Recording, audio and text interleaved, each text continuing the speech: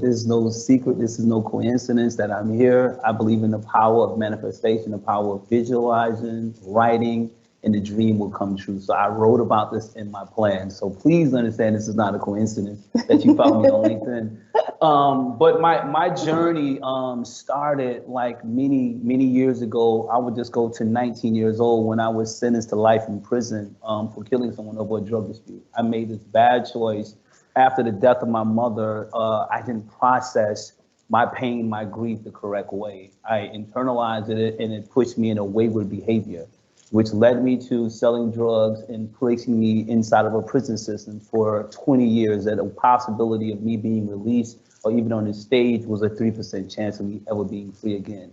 But inside of that prison is where I found my path to redemption. And that path of redemption came about 3 years into my incarceration, when I was, for so long, I would detach myself from my crime. But this one night, God told me that you cannot continuously detaching. In order for you to grow and to be elevated to where He intended me to go, I had to begin to take ownership for my actions. And this is where I started this process of repenting. But in this repenting phase, this is where I never wanted to embrace this. This is where my victim came into my spirit, into my room.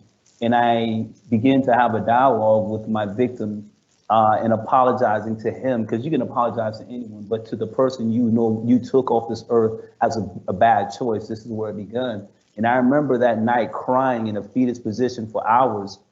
And I remember telling him, his name is Gary Golding Jr., and I amplified that name because for 3 years I erased that name. And it was my fault to erase